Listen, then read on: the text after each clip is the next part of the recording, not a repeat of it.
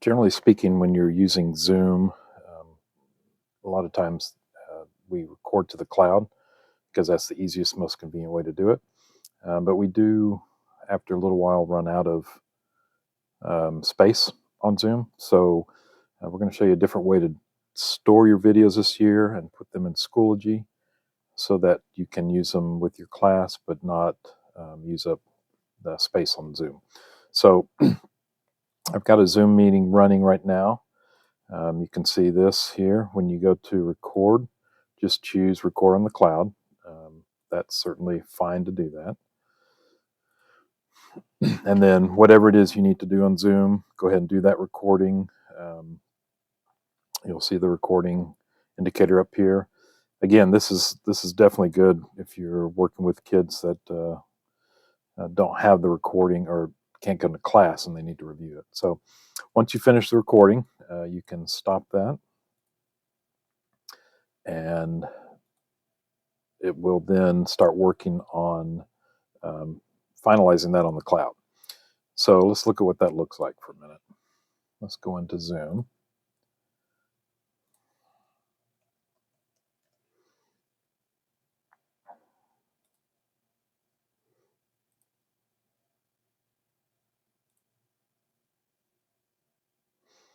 And then once you get into Zoom, you're going to see any recordings that you've done over here.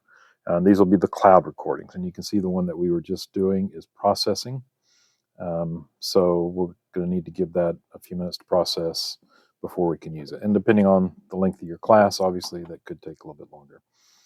The problem becomes when you get enough of these and it starts taking up space in Zoom.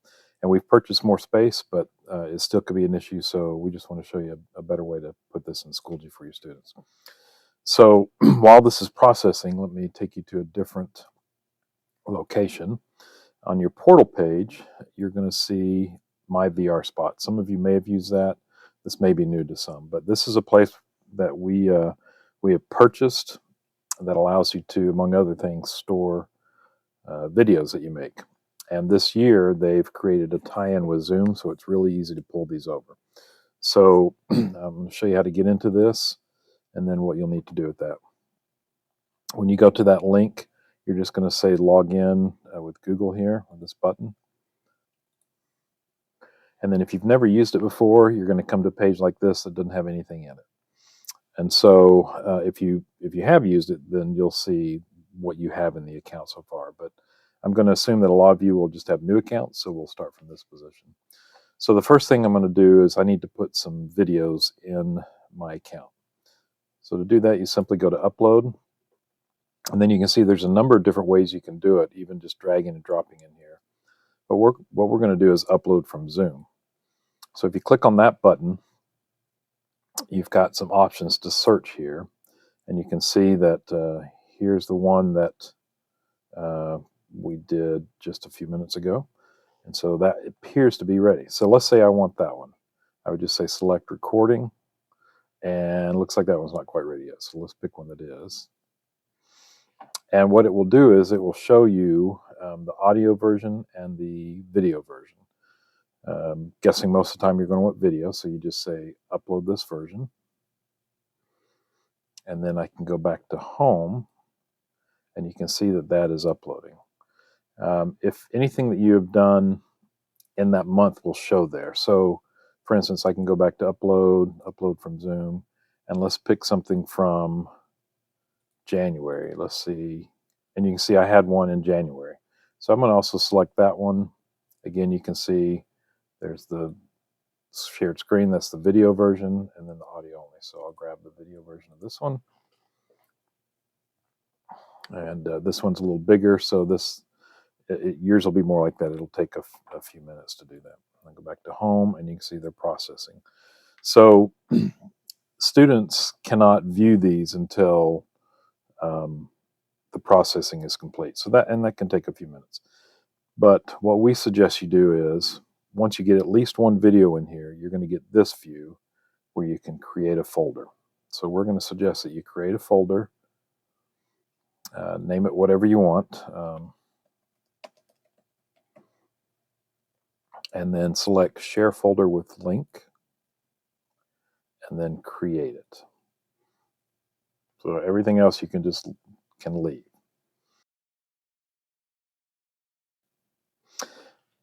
So now that I have a folder, what I can do is I can start moving these videos into that folder. So I can just click and drag this in here. I'm going to go ahead and click and drag this one in there. And then I'm going to open that folder. So the process is any video from Zoom, you just upload it like we just did, and then you drag it into that folder. And I'm going to show you how to put that folder in Schoology. If you don't like the names of these, you can go into this Edit Attributes. And here's where you can change the name. You can put more of a description on there. You can even change your thumbnail. There's a lot of different things that you can do in here, and you can play with that. But I'm going to come back out to my home, go back into here. And so once you go inside your folder, you've got this embed and share option. And this will take you a couple steps, but this is all upfront setup. Once you get this set up, then all you have to do in the future is drag videos into this folder, and they automatically show up in Schoology. So a little bit of work at the beginning will pay off in the end. And if this gets too complicated for you, then just let us know and we can help you set this up. But the way you do this is you go to Embed Share, and then you've got this information down in the bottom that's important. So let me show you how to use that. Back in Schoology in my course, what I would do is I would add materials, and I would add this external tool, and then add it here. And then you'll notice that there are some items here, customer key, shared secret, that match the things down here, and that's the information you need for this folder. So back here, let's call this, I'll call it lesson videos 2. And then the URL, what you need to do is grab this first URL.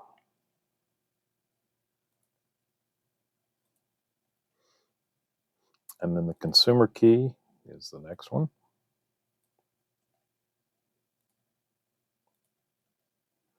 And then the shared secret.